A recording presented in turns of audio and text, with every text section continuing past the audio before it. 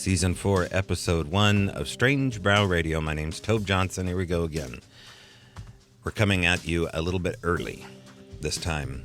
The drop is a little bit early, and for good reason, and I'll tell you more in a second, but I want to thank our sponsors over at Metallic Monsters, the makers of Blondie, the female werewolf. Yes, a true story. Go check out our archives and check out metallicmonsters.com. Also, Feral by Aaron, all one word, E-R-Y-N. Alchemy sound tools, drums, rattles, and smudge fans, things that you won't find at your local Pier 1 imports. No museum quality, handcrafted spirit tools by Feral by Aaron at Etsy. All right, I'm going to tell you more what's going on. We'll be right back.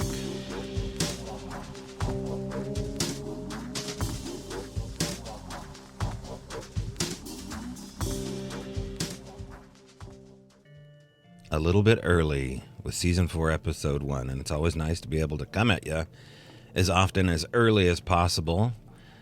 So I shuffled the deck around, and here we are again. This episode has been in lockdown for good reason. Mainly for the reason of persecution from the person that did the interview, entitled Satan's Helper. And so for that reason, I had to do a little bit of editing in order to bring it back up, and people were wondering where it went. Well, it was at least 3 years ago I did this interview, so I'll tell you more about our guest in a second. Fascinating guest. But first I want to announce that the Al Moon Lab book is finished. It is available now in paperback form and ebook form. Anywhere, I guess, you can find books. Mainly, I guess people are going to go to Amazon. Go right on ahead. I think it's $14.95 for the paperback. And there you'll find over 170 pages and 3.5 years of, longer than that, more like 15 years of research, but intensively the last 3.5, including in that is a heck of a lot of audio, video, paper documents, and observations that you'll be able to stream, download via QR codes. Now, there is a synopsis in the forward of the book on what a QR code is and how you interact in the pages, but pretty much you just put your phone on camera mode, point it at the QR code on the page, literally, and there you'll be able to access exactly what is in the paragraph. So if I'm talking about Bigfoot, there may be a QR code on Bigfoot trackways. If I'm talking about ghost, there may be a QR code talking about audio. If I'm talking about gifting, there'll be a QR code associated with what I mean by gifting and the paperwork and so on. So I think there's well over 2 hours worth of video, audio, and screen captures of paperwork throughout this thing. I hope you enjoy it. It was a lot of work on, mainly a lot of work on Doug Hychek's part, Andrea Billup's part, Blaine and Alex Hychek. And the idea of putting in a QR code embedded inside the pages of a book is a brilliant idea that I certainly didn't think of. The Hychek team did over at Hangar One Production.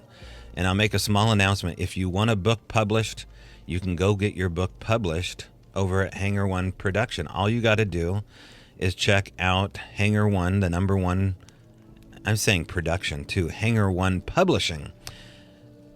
Check out hangaronepublishing.com, and there you'll be able to find the books that they've already done and how to get a book to them to get published, and they'll take good care of you over at Hangar One.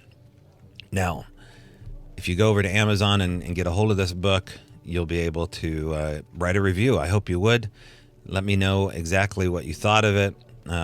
It was a lot of work, and I hope we did justice by all of the stories that I was involved with. So thank you again to the Addams family and all of the extended experiencers who let me into their world to take a harder look at the conundrum that is the paranormal and the Sasquatch paranormal conundrum at that. Now, today's guest is going to be secluded, shrouded in mystery because of the fact that his name was used on Google Analytics and the algorithms in order to banish him from possible prospective employers. And not to get too much into it because of that fact, The witness, after we did this interview entitled Satan's Helper, which is about the temple of Satan and being a Satanist, which this witness is, he found that before he went in for an interview, that the prospective employers were Googling his name, which I guess they do to look at your social media now before they actually look at your resume. And they were finding his name associated with this episode entitled Satan's Helper. So we had a back and forth actually for the last couple years regarding how to tear this episode down. So I just decided to lock it up as much as possible on my end. And because of that, many of you don't even know this exists. So this is the re-edited version. There should be no names within this.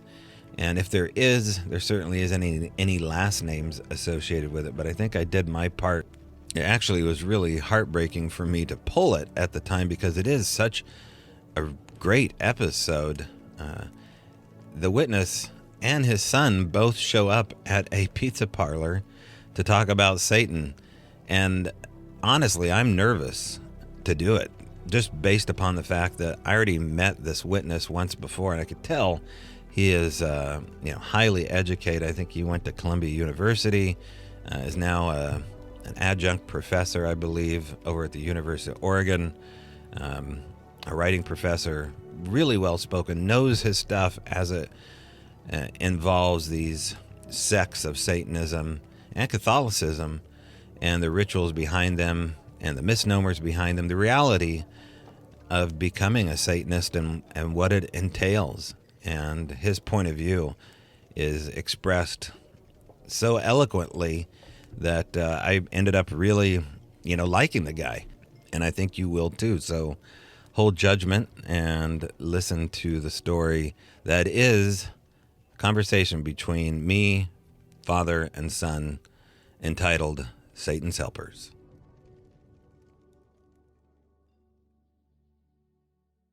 We have come together here in a pizza restaurant of all places. Actually, if you can imagine a carousel outside of a shabby chic country-style wallpaper, you'd have a small image of what we're dealing with here. I think it's actually a carousel on its way out the door, and a new one's being built for these guys here. But I think this is a childhood memory of mine, actually. This is the same carousel I grew up in all those years ago, and it's near where his place of residence is. So thanks for joining us. Yeah, absolutely. Thanks for having me. So we ordered a pizza here. We have a beer in hand. These are all good things here. Thanks for joining us. We wanted to talk to you, at least I wanted to talk to you about everything that you and I discussed earlier regarding your religion. Would you call it your religion? It's a foundational set of principles, and when it comes to most Satanists, and we'll define that term a little bit later on, some folks would say it's more a mindset. Others are more into the dogmatic aspects, the ritualistic aspects. And for me, I encountered Anton LaVey and the notorious Black Book, the Satanic Bible, when I was about 12 years old. And despite a journey that's included explorations with Obad Druidry, with neo-paganism, and even a brief bout of belief about 5 years ago, forays back into the Christian church, Satanism has remained a staple in my life. It's not the sort of thing that goes away, because Satanism is not so much encountering a set of principles and then deciding whether or not it's for you, but it's rather coming upon something and saying, that is who I am. Anton LaVey once wrote that Satanists are not made, they're born. And this is something I absolutely agree with. And when we talk about what exactly defines a Satanist, which is... Well, let's talk about that statement there, what Anton LaVey said. Okay, so they're not made, they're born. Explain that in your terms. He once said, think of Satanism as like Ayn Rand with some dogma, and that's not far from the mark. What a Satanist really is, to me, is a social humanist. It's an individual, whether or not they fall on the theistic or the atheistic side of things. Satan serves as a symbol, and the word itself semantically means the adversary, the opposite. And what that means to someone, whether they actually believe that that's an anthropomorphized entity or whether it's a personification of the self, it's recognizing that one dwells in opposition to the mainstream. It's encountering the Judeo-Christian traditions that we're familiar with here in the West and throughout much of the predominant world and saying, no, that's absolutely not for me. And as you go deeper into reading the materials, the one thing that you'll encounter, what I think LaVey was getting at, is he's laying out the philosophy for positioning oneself as their own God. This has nothing to do with worship. This has nothing to do with reciting vows or saying that I am selling my allegiance or my soul or something like that. As a matter of fact, there's a chapter in the Satanic Bible periodically saying how to sell your soul, but what it is instead is it's saying I'm through with the crap. I'm through with trying to position myself to the hegemonic, demonic, mainstream value. I am who I am, and I'm comfortable with that. And ironically, when you hit that point, you may find yourself dwelling in some very satanic territory. Okay, so it could as well just be against the world without there being a tenant behind it. So why attach yourself to a tenant like something that has so much baggage to it commercially, and all the rumors regarding this? Why not just go as an atheist? It has to do with what I was saying, foundational principles. What it's more aligning to is a set of guidelines that a lot of us may be familiar with, the 9 satanic statements. And just to rattle off a few, because they've been featured in culture, and these are things that you may have heard in various outlets. Satan represents indulgence instead of abstinence. Satan represents vital existence. Satan represents carnal indulgence. And that's not necessarily something one walks up on the street and says, hey, did you know that I'm into carnal indulgence? And I'm saying this facetiously, but the point is that typically Satanists are individuals who, on top of being highly individualistic, they want those trappings. They want that dogma. They want something to cloak and envelop themselves in. They need the ritual in order to kind of feel it and see themselves within it. Is that the rituals mean nothing? Ritual is an expression of what is essentially externalized psychodrama. I mean, the ritual itself is not seeking to invoke actual entities, but rather it's a form of purging oneself of all the negative, deleterious things that eat us up inside. And the 3 rituals that are described in the Satanic Bible, for instance, deal with lust, compassion, and destruction, some of our most base emotions. And it serves as an outlet for someone to get that outside of themselves, to act it out in the place of the ritual chamber, and to emancipate themselves from those feelings that could otherwise fetter them up. And for a lot of people, the ritualistic aspect is the younger side of things, meaning many practitioners who come upon it, they're very eager to try them out and act them out, but as they go on, it's not something that they need. But that term, it's always going to come back to that term, that satanic mindset. What separates it from the average person walking down the street who would say, I'm an atheist? It's an I-theist. It's taking an extra step. It's recognizing oneself and one's life as sacred. And that is basically a reverse of the golden rule. When we think of the golden rule, we hear do unto others as we would have them do unto us. And no, the Satanist says absolutely not. The Satanist says do unto others as they do unto you. We're cutting a step out of that. And everything that I'm espousing here is almost word for word principles from the Satanic Bible. And there's many sects of Satanism. There's different organizations that have branched off, and taxonomically we can look at what academically that means, but I stay close to this material myself, meaning for me it always comes back to LaVey. As a young, angry 12-year-old who grew up in a very Catholic family, Satanism first served as an outlet. It served as the antinomian force that would allow us, my brother at this point and I, and like-minded friends, to just rage to get it out of us. We're choking down a daily Sunday dose of sulfur and doom, when in reality we just said, God, can't we be ourselves? And God says no, but Satan says yes. So you had brothers that were also a part of the Catholic Church, brothers, sisters, a big family? No, not at all. Absolutely not. My one brother, 2 years older than myself, I'm estranged from. I don't speak with him anymore. But he came upon this material first, and I think for a lot of people who dabble would be the term, it's an intellectual curiosity at first, and then you scratch that itch, feel satisfied, and go off. But then for those of us who the material particularly resonates with, it becomes a huge part of you. And in my teenage years, when I was involved with the ritual end of things, when I was getting together with a couple of guys who also felt and dwelt in the devil's fane, as we would call it, rather dramatically, we wanted to see what there was. We wanted to call on the dark and listen and see what would call back. And we found out more about ourselves than I think I could say we found out about whatever is on that side. But as people grow, they do or they don't identify with it. And for me, it's remained a constant, so much so that it was an intellectual curiosity I pursued all the way into college until I was doing study at Columbia University in religion. My particular tradition I focused on was Judeo-Christian, and I started to look into millennialism and utopianism, intentional communities, some of the negative aspects, and we'll certainly talk about that, I'm sure, the satanic panic of the 80s and 90s in particular, and what people think when they hear that term, Satanism or Satanist. Yeah. Okay, so you're introduced to the philosophy of Satanism by your older brother. Well, he passed the book off, okay. And then after that, he's a tourist. He was on his way out.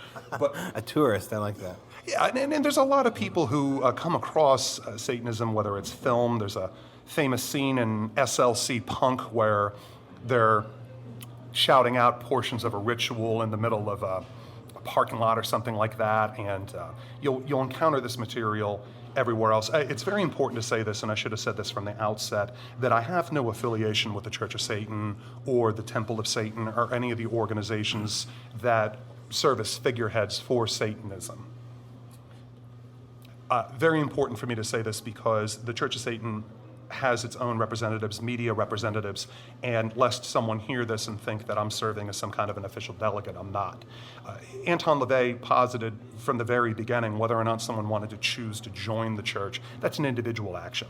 But all one needs to do to realistically call themselves a Satanist is live as they would want to live, free themselves from all of the things that are holding them down, and hey, you're on your way. Okay. Earlier you said that in your youth you would call upon darkness or call upon, what are we calling upon? Explain what you meant by that. So the way that the Satanic Bible handles ritual is that it's got those three that I mentioned before: compassion, lust, and destruction rituals. And it's a formalized series of steps that goes through what listeners who have encountered general neo-pagan or Wiccan rituals may have some familiarity with, calling cardinal directions and calling upon what Anton LaVey referred to as the infernal names, all of these names being names that in one culture or time or another represented Satan. And during the course of these rituals, you would choose somebody in particular, like that you wanted to cast benevolence upon or to exercise some repressed portion of sexuality, whatever it would be. And that's where the mystery begins.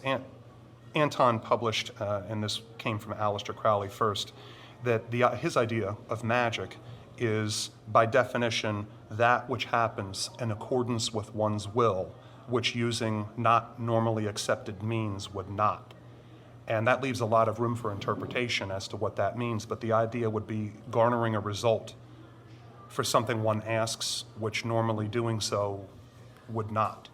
And whether this is simple Pavlovian conditioning or training one's mind to be more receptive to the things we're asking from the universe, that's certainly up to debate, but you will encounter a lot of occult figures and individuals who would say, but there's something more to it, there's a different dimension.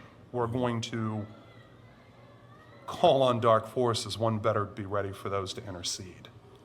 And during my time practicing, I can tell you this, that the ritual chambers that we would set up as teenagers, we used tents as far and dark out into the woods as we could when we needed privacy, or we would sneak into areas that we felt were particularly receptive. Things quiet, and all of a sudden those fields with the crickets are no longer so loud, and the wind grows particularly still, and as you act a participant in ritual rather than the officiant, you can feel inside of yourself something happening.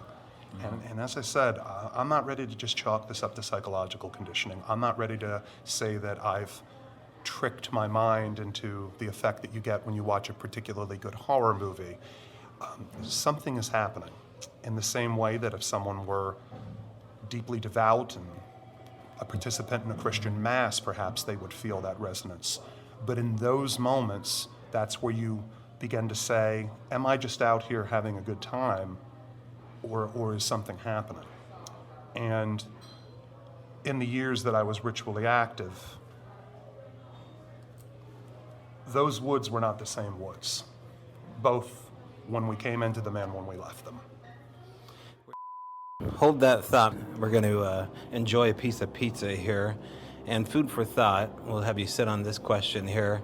Of course, you're already attempting to answer the question as far as what you may have seen or what you have seen or experienced after one of these rituals. We'll be back.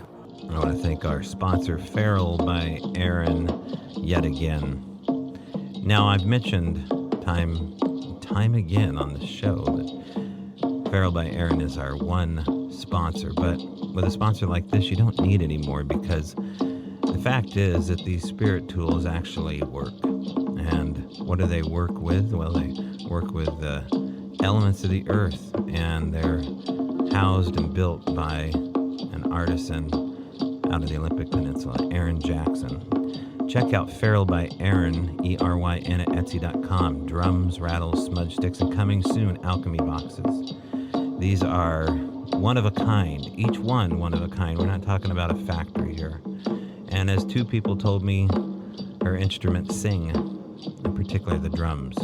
So check out Feral by Aaron. Give a like, review, subscribe, share, go on the Instagram, and give a little love. May give it right back to you. Feral by Aaron at Etsy.com. All right, we're back. Now we're talking here through the break, and one of the questions I posed to you, of course, was about spells and rituals and incantations and bringing things forth. Things that most people would say are no-go zones, places of foreboding. Don't do it, but yet you're guilty. Or is that the word? All right. So tell us about the moment when you did your first spell incantation and how old you were. Oh, this is great. So I was in the 9th grade, and I'd recently met a guy, Tony, who's no longer with us. He's a good friend who died just a little while back, not related to this. And it was in homeroom, and here's this guy with his Umbro shorts and his short spiked blonde hair, and I'm looking at this guy, and I'm like, okay, he's just another jock. But then I see he's reading the Satanic Bible, and I'm like, did he steal that from me? Was this guy in my backpack? But he wasn't, and as soon as class was over, I walked up and I said, hey man, are you reading the Satanic Bible? And he says, yeah, what about it? I pulled out my copy. Instant friends. And during that time, this would have been 1997, Tony and I clicked immediately, and one of the first things he asked me was, have you done any of the rituals? And I told him, no, but I've been gathering things. And he says, what have you been gathering? So when it comes to LaVeyan satanic ritual, a lot of it is really over the top. You've got your black robes and your black candles, which these are the elements that American cinema will show you. But then you've got some of the more difficult things to get. Chalices, swords, suitable elixir, LaVey called it the elixir of ecstasy. Think Catholic Mass, but all of those things being inverted. Not in the cheap black Mass, let's invert this and recite stuff backwards and take drugs sort of a way, but being ritualized for formal stages and steps.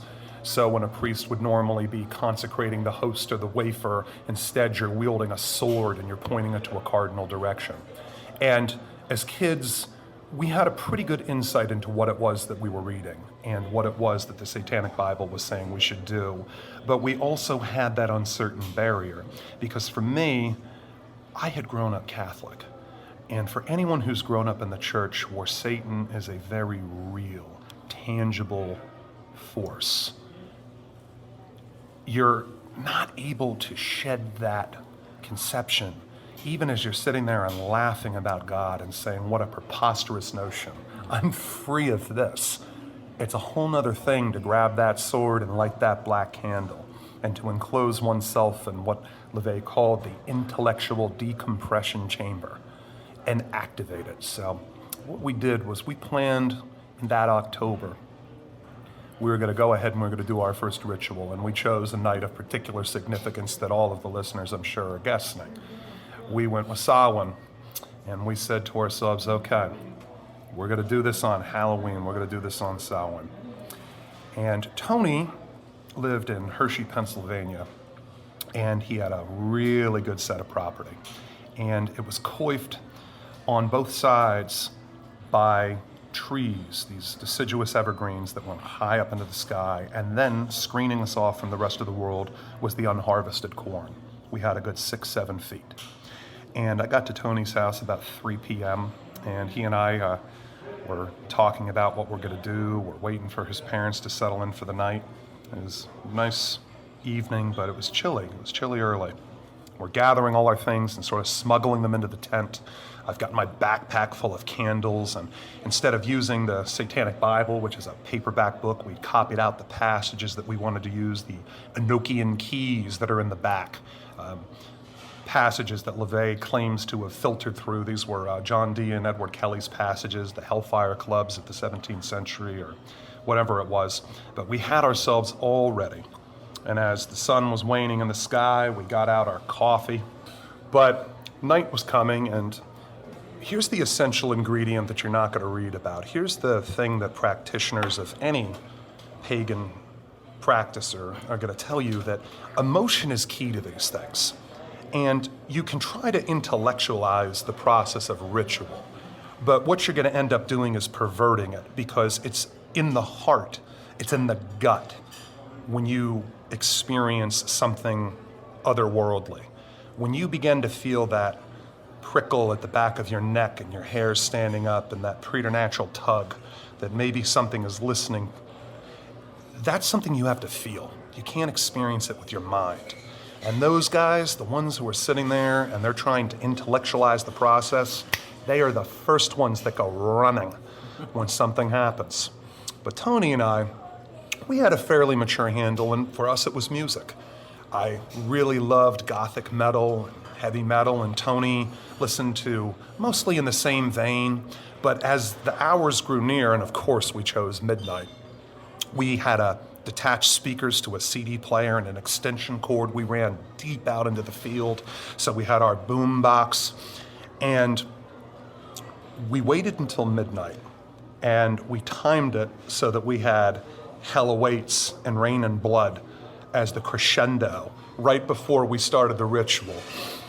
And at that point, we went through the stages having written them down on a piece of mead composition paper, and we laid it flat so it could be acted as a reference. But Tony and I made a promise. We said, no matter what happens, we're going to make it through this ritual.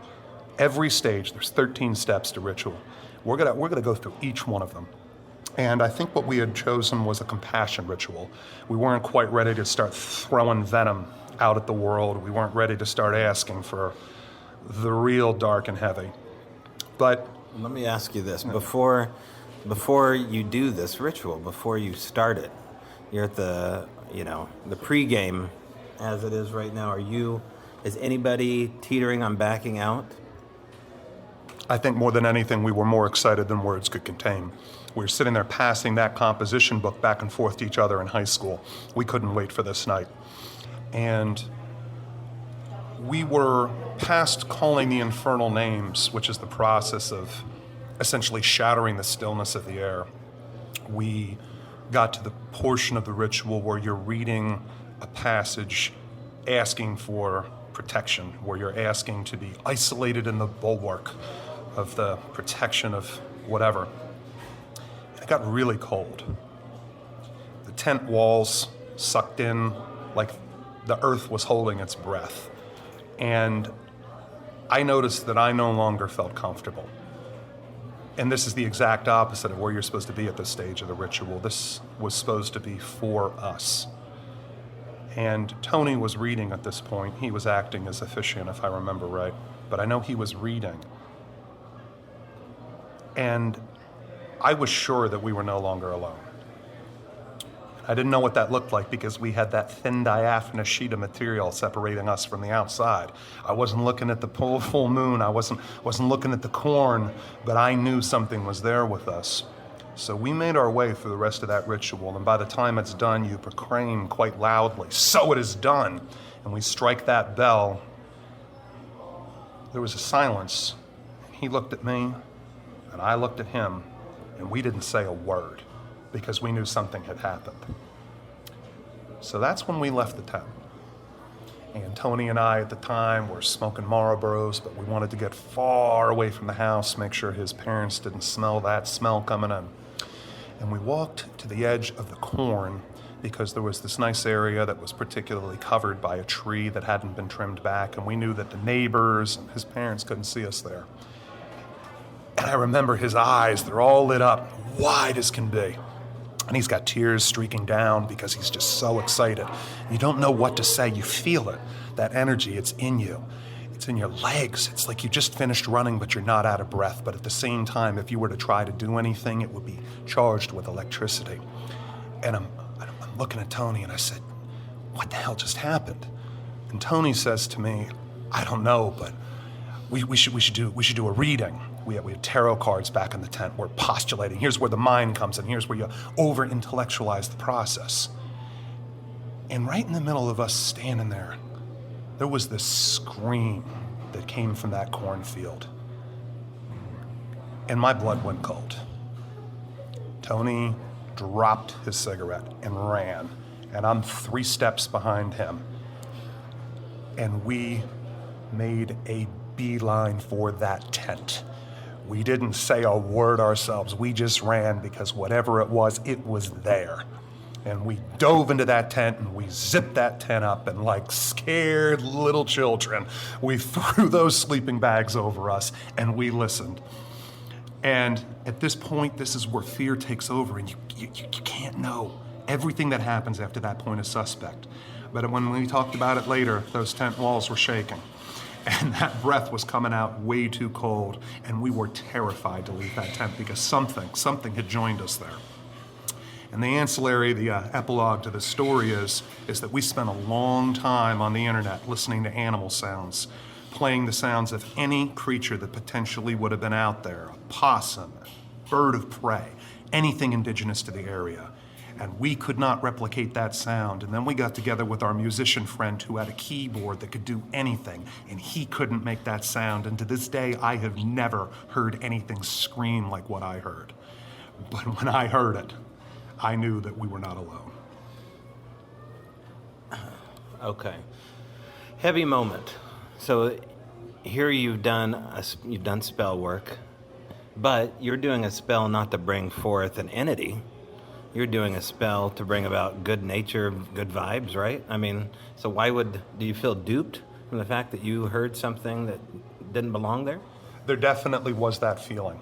And in the days that followed, that Catholic guilt was like a lump in my throat. And it's like, did I do this? Did I bring something horrible upon myself? Were all those after-school specials on point? Ozzy lied to me. But no, it's not what it was. I think what it was really actually shaking off that last bit of the mortal coil that was still subsumed with all of that. We were introducing ourselves to the real world in a very Lovecraftian sense. When you look at things, the idea that one is alone in the universe is preposterous, but the even more frightening idea that our mind, humankind, can comprehend the things we're calling on, that's pure ego. We're not meant to understand that phase of things. But that first experience that we have, whether it's we think we see something or we know we see something, it's up to us to interpret it. Science is never going to put its finger on the pulse. We're never going to get that perfect explanation for what it is we feel.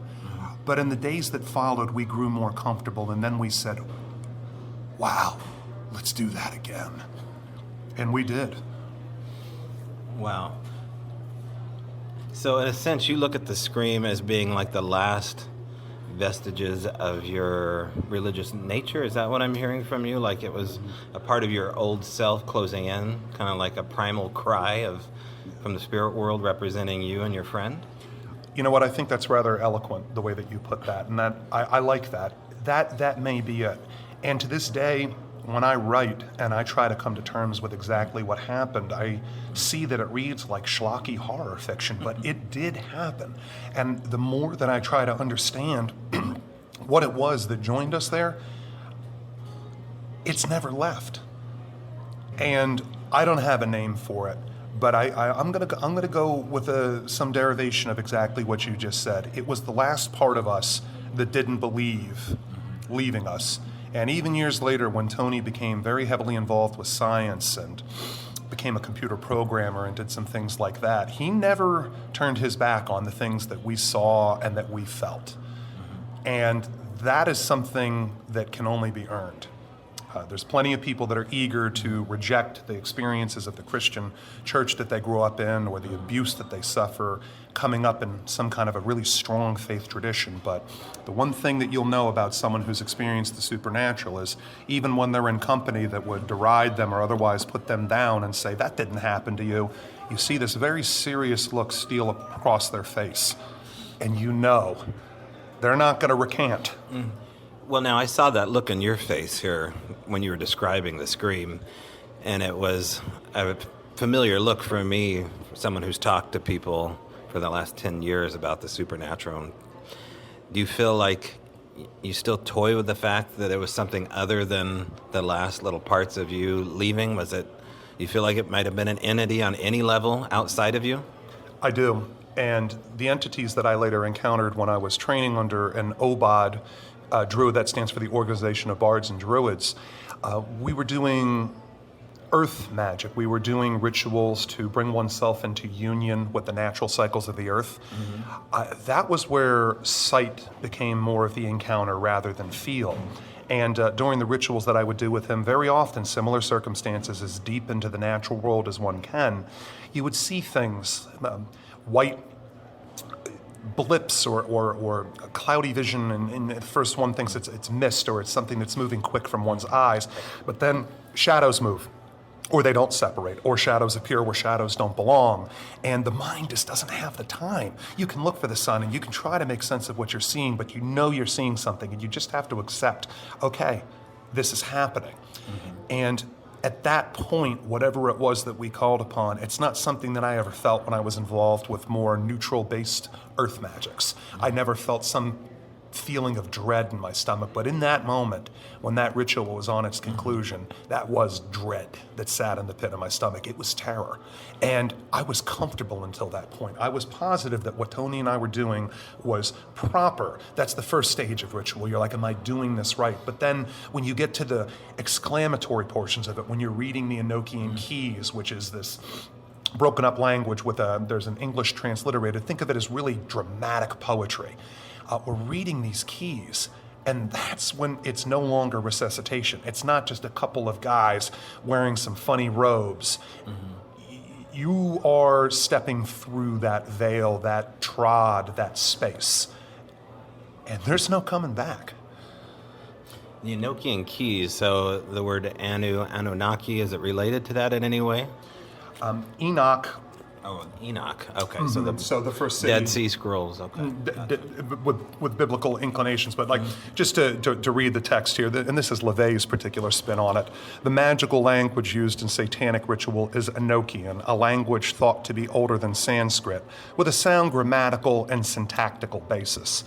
And it says that it resembles Arabic in some sounds and Hebrew and Latin and others. I've done 2 years of Arabic and spent a lot of time in that portion of the world, both after service in Iraq. I lived in Jordan, and when you're listening to it, I wouldn't compare it that way, but that particular evening, we didn't attempt to bastardize the language by using some kind of transliterated version of it. We used the English translated portions. And as I said, it's more like dramatic poetry, but you choose one of these keys that seems provocative to what you're asking. And of course, there's keys that are resonant if you want to cast destruction, just as much as there's keys that are a little more, to inculcate oneself and to ask for peace, serenity, protection, that kind of thing. Okay. So keys being tenets or just certain elements that you're reading off of? Just describe what you mean by keys.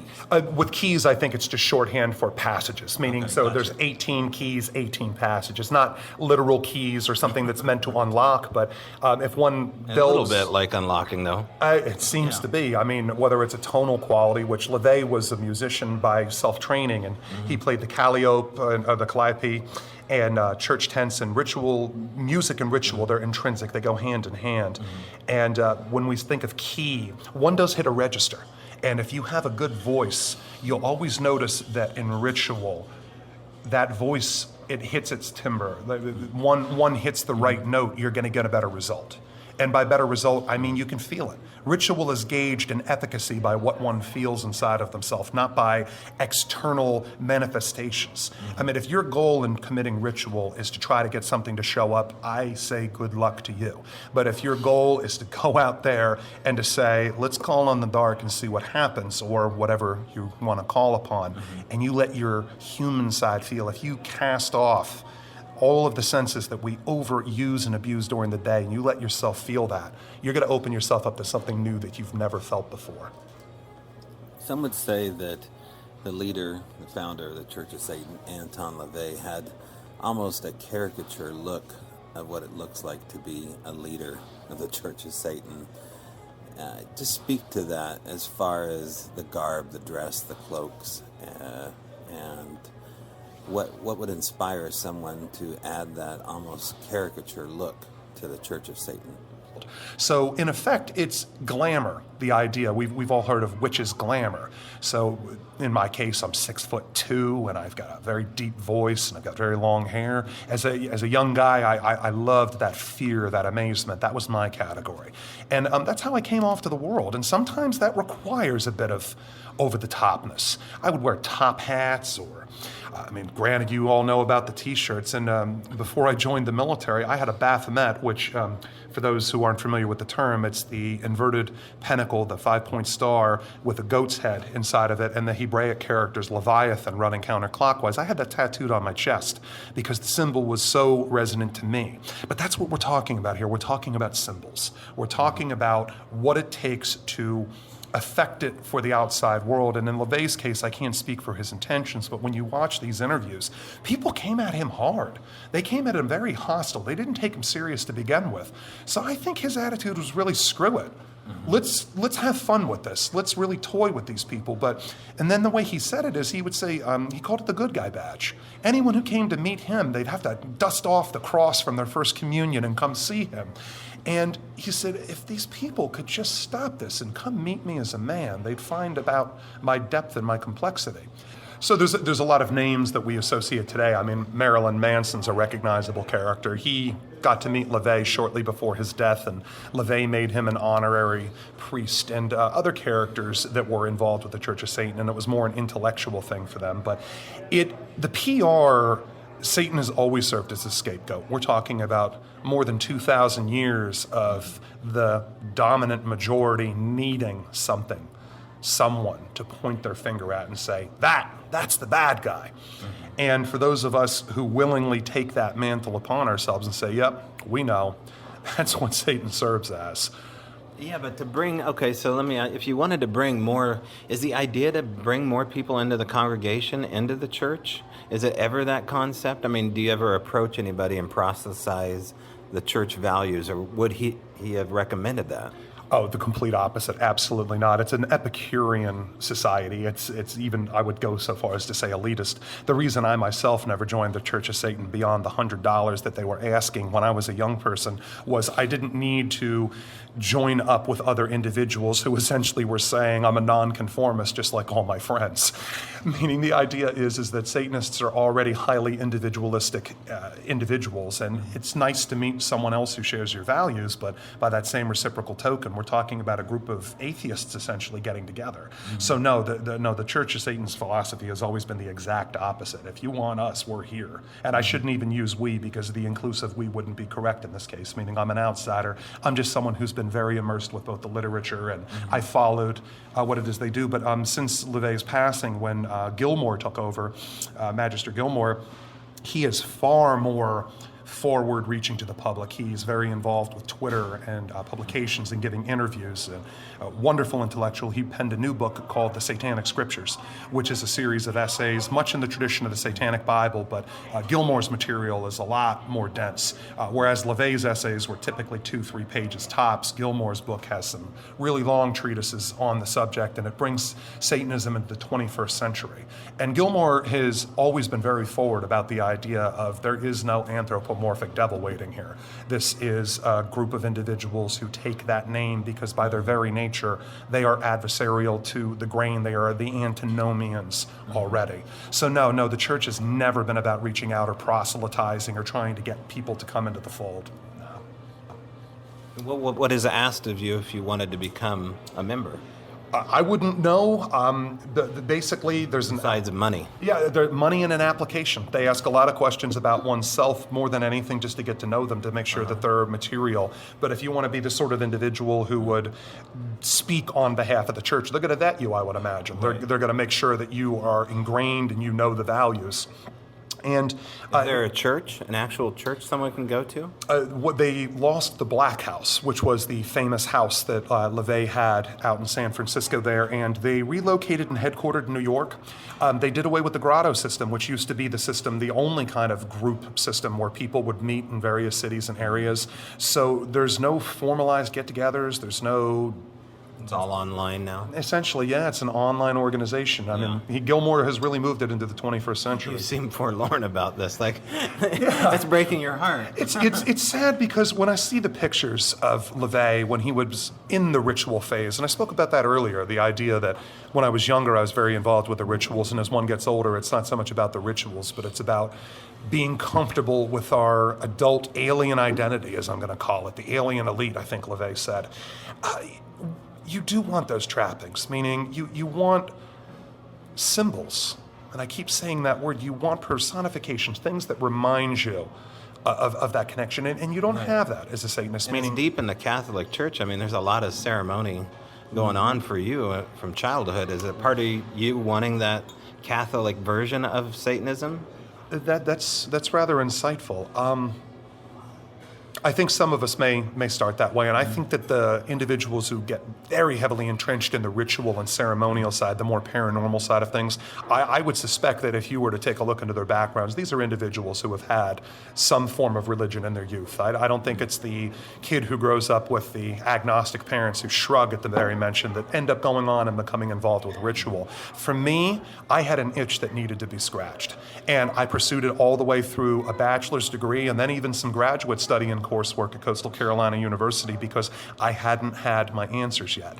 And while it shifted away from Satanism and I found my own particular curiosities in the Church of Latter-day Saints, Mormons, and some of the new American religion that absolutely fascinated me, a faith tradition which has mystery and temples and all kinds of things that to the outsider are difficult to fathom. I think that you're always going to see that we gravitate to that. You're not going to get good attendance in the church, which is just the church of feel-good. I mean, the church of Joel Osteen might have a lot of people, but it's because that man's got to get out there and tell you how you're going to make yourself rich and famous or comfortable with oneself. But instead, with the Satanist, there's always, for me, a sense of longing. It's nice when you encounter a like mind. And I've made friends just by seeing them wearing a Baphomet around their neck or having an interesting t-shirt on at a concert. I do heavy metal photojournalism, and I travel and cover cruises and events.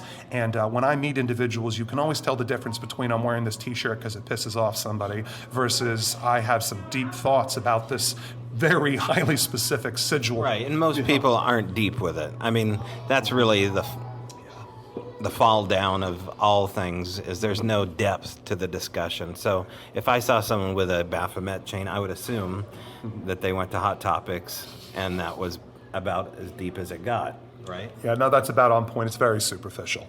You're not going to find the really initiated, and that's the term I'm going to use, and that needs a little clarification, but you're not going to find the initiated going around and broadcasting it unless they have some commercial purpose that satisfies them. I mean, some people make a living out of it. They open interesting horror homes, or they have museums. I was in, where was it? It was in North Carolina, forgive me here, Wilmington. Wilmington has this fantastic, strange museum where a chair from LaVey, from the Black House, is there with a picture of him above it. And wouldn't you know it, that even though they have all this stuff in there, serial killer letters and autographs and shrunken heads, when I came to LaVey's chair, the woman working behind the desk got this look of panic, and she said, "I'd ask you to please not touch that. I won't say you can't, but please don't touch that. People who've sat in that have had very bad things happen." And boy, did I want to take a moment and say, can I tell you a little bit about Anton LaVey? I had that proselytizing urge. Right. But you don't. You don't in that moment. Allow people to hold on to those preconceptions, because although I think that I've freed myself from them, a Satanist is someone who's going to self-initiate.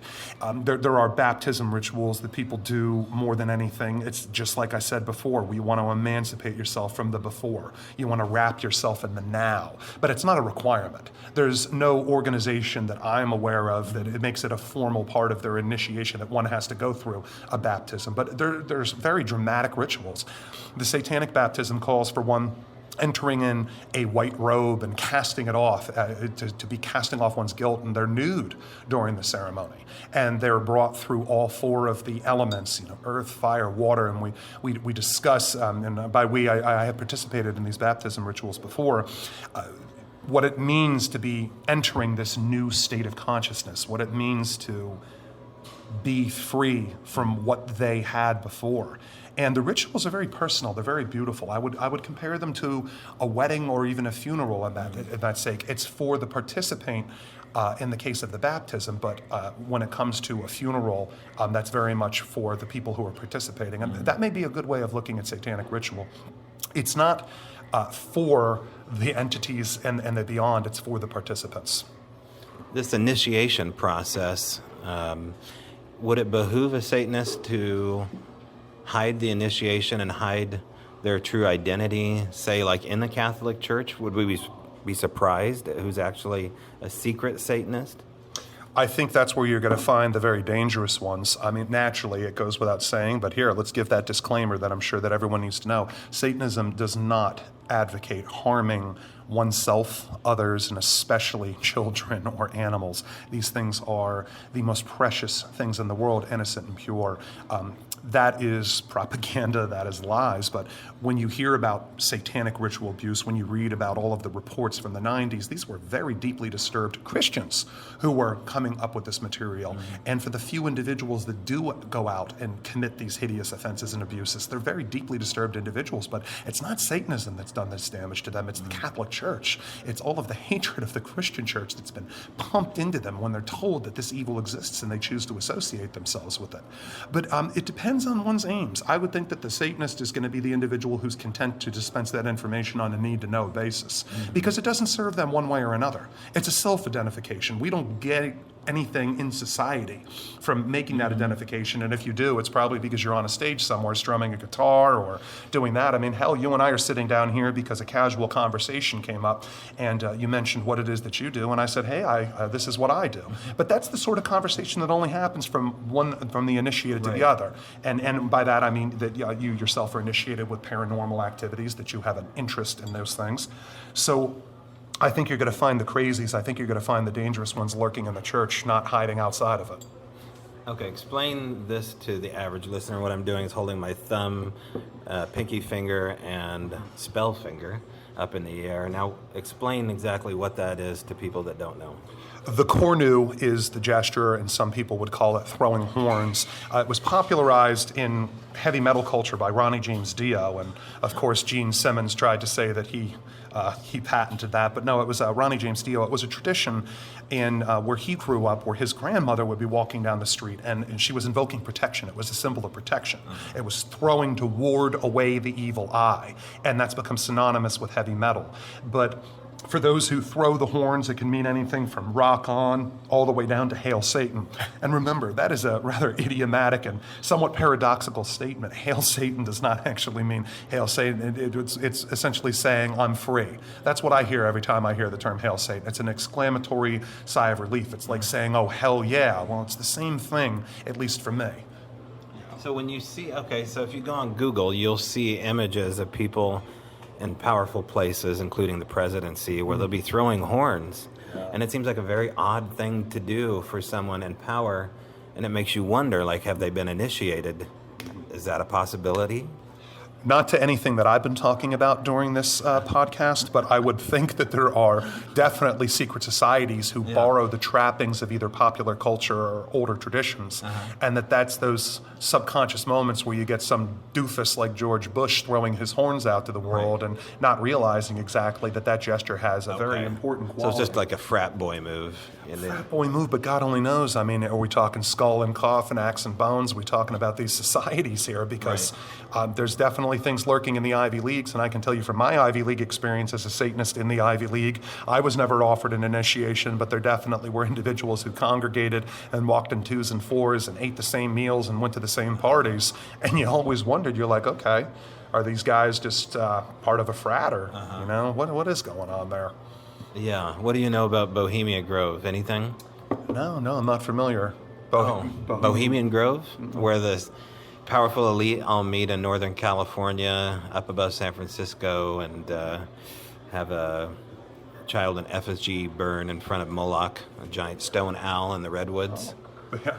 No, you've got one on me. I'm not familiar with that. I mean, when I hear that, I think of the... Oh, no, that's all right. Just so people know, we're sitting here with son, and is well aware of everything that we've talked along the way here. And we'll just go ahead and bring this up, too. You were alluding earlier to the fact that there was a tougher time where there was, what do we call it, like a spiritual battle between what church you were going to go to. You were around for that time there, so describe a little bit about what we're talking about here, because you're trying to look for a conversion. You're looking for Christ to see if there is actual supernatural entity, a God, Son of God, actually, and you came up empty. Yeah, no, this is a long story, but I'll see if I can condense it. Perfect timing, we're just talking about the Ivy Leagues. When I made my way up to Columbia University, I think it's important to self-identify. I'm a high school dropout, not for academic purposes, but rather I happened to be that unfortunate kid who was wearing black trench coats and dyed his hair black, his 3 feet of black hair. And that was at the time of the Columbine shootings, and that was a new wave of satanic panic. And I was tired of being called down to the office and told to take off my Baphomet and my satanic t-shirts, and I'd had it.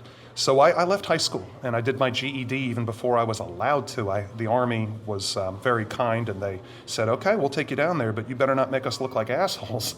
And I passed it on the first shot. I was not even quite 17 years old, but one thing and another after community college, I ended up at Columbia University.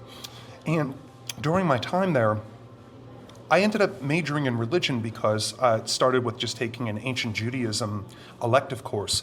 But the more I began to investigate Christianity with a theoretical lens rather than being in the church, I became fascinated and said, okay, I'm going to interrogate this hypocrisy academically. I mean, I think the one thing about atheists is they tend to be folks who love to try to take the faith out from someone's feet. They almost feel it's like their obligation or their duty. And during this process, I had separated from the woman who would later become my wife, and life was very good. I was the thinnest and healthiest I had ever been, and I was seeing a particularly wealthy graduate student who had a really great condo down on 66th Street, and it was everything that you would want it for your life, meaning talk about a satanic life. Here I am among the intellectual elite, an Iraq veteran getting back on his feet, dating a pretty woman, and I was so empty, and I became aware of this gnawing emptiness inside of me, and I couldn't quite put a finger on it. For the first time in a very long time, I had money, and I had access to being me, not having to hide being this intellectual that the Army discourages. And I remember one night I was walking home on Broadway. I choose to walk. It was a beautiful night, and I had my headphones on, as I called them, my bullshit blockers. And I would walk up Broadway with my hair swinging in the breeze, and I couldn't have been happier. But as I was walking, I was standing in the shadow of these remarkable old churches and cathedrals in New York City. And it's impossible to walk past them the way that one walks past other people, that anonymity that one gets in a big city.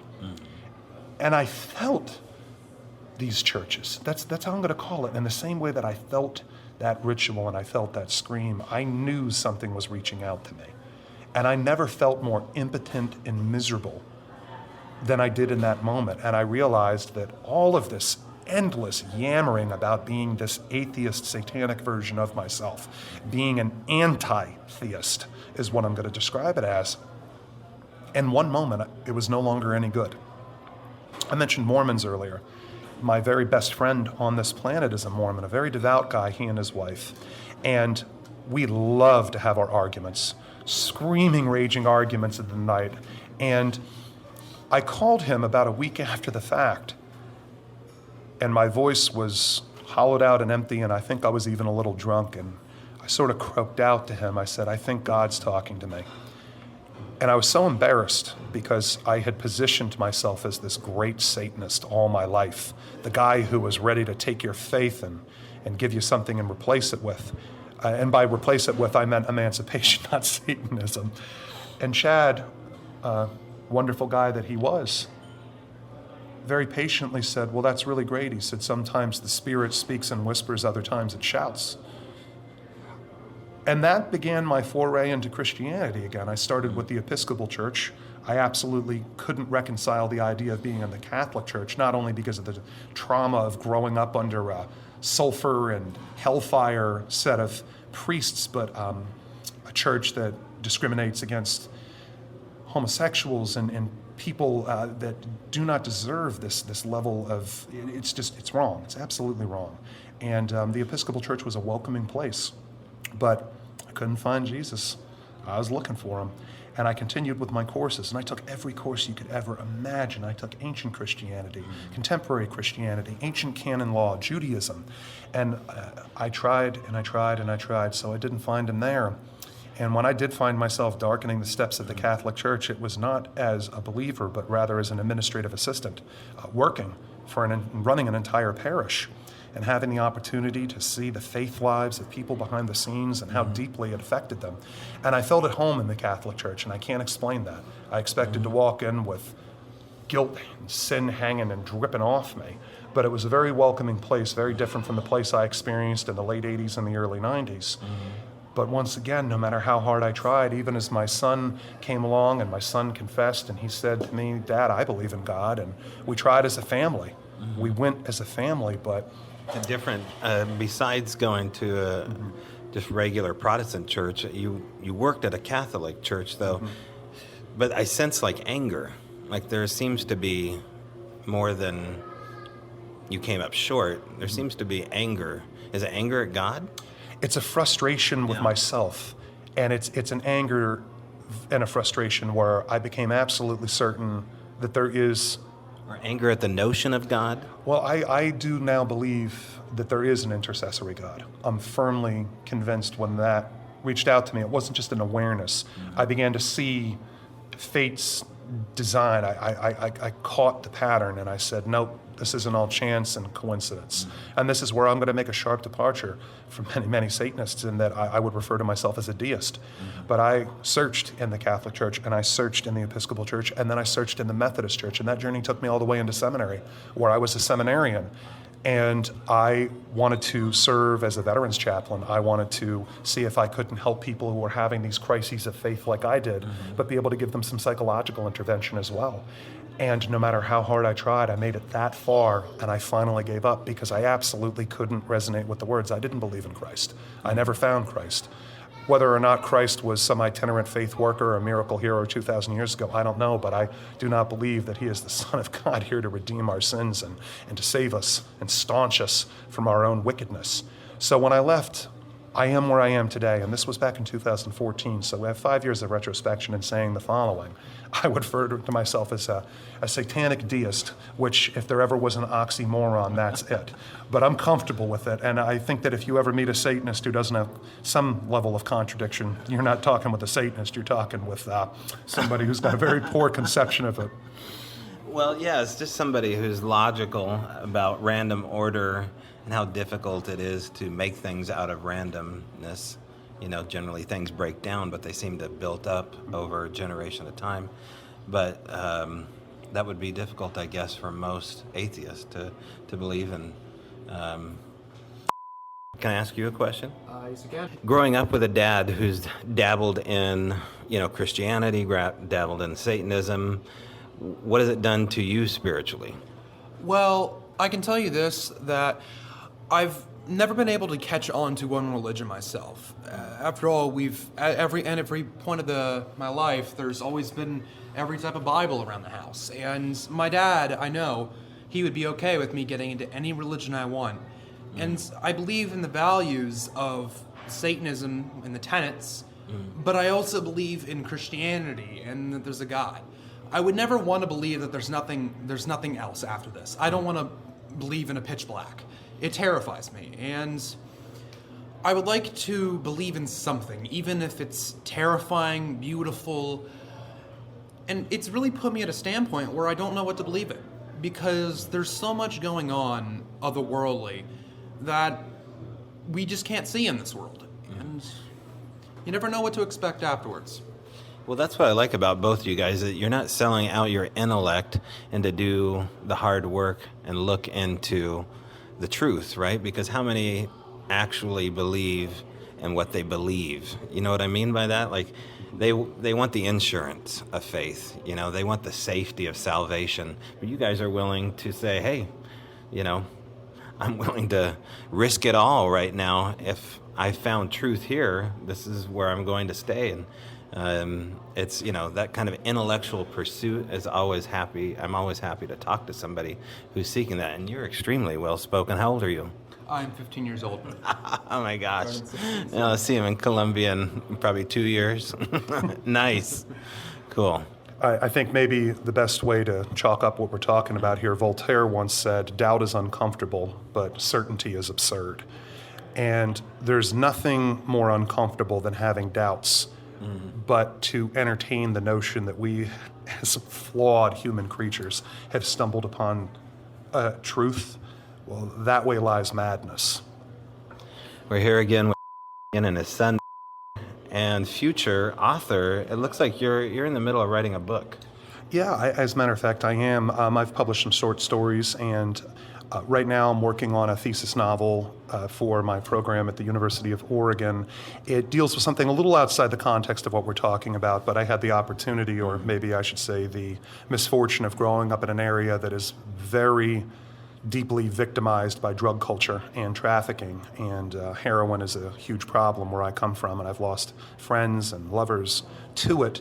And the thesis novel that I'm writing talks about the intercession of some of the organizations that push those drugs and explores the territory of people trying to get out of that pit. I myself had the good fortune of parents who kept me above and outside of that, but it was in my schools and in my friends' homes, and I think the novel's going to speak to that. But I also write nonfiction as well, and some of the things we're talking about, I have a collection that I'm working on called Fucking Up Better, The Satanic Dropout's Guide to the Ivy Leagues. And this collection speaks to these experiences of growing up Catholic and choosing to leave school. One can't make a bolder, more dangerous move than dropping out of high school, but somehow this strange journey's taken me here, and I wouldn't take any of it back. Service member, veteran, and actually wounded veteran at that point. Hey, did you ever get your motorcycle license? Yeah, as a matter of fact, I did.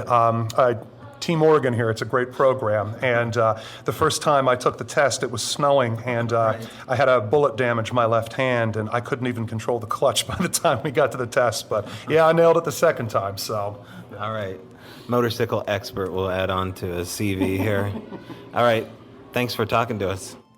Oh, the stuff that happened in pizza restaurants. That was my interview, my largely censored interview, which I hate to do that censor sound to people. I try to make it as soft as possible, but if I just do a cut edit, it's transitionally going to be, I think, more difficult for the listener to deal with. So I have to put that little censor beep in there as well. And like I said, for good reason, for the fact that the guy was trying to find prospective employers, and this episode was popping up in there. So no names associated with it. I don't know how things are going in their world right now. I would say that I've talked to them in the last year. It would have been sometime in early 2020 that we last communicated. I don't know if there'll be a follow-up interview at all with him and his son, which was a total surprise to me. And there was a lot of nervous laughter on my end after going back and recutting this. I could tell I was intellectually inferior to the conversation and the history of the Temple of Satan, and it showed. But it was a challenge, and I look forward to more challenges like this in the future. If you have a challenge for me, get in touch with me at strangebrowradio@gmail.com. I'd love to sit down with you, perhaps this time at an Italian restaurant with a glass of vino. Let me know.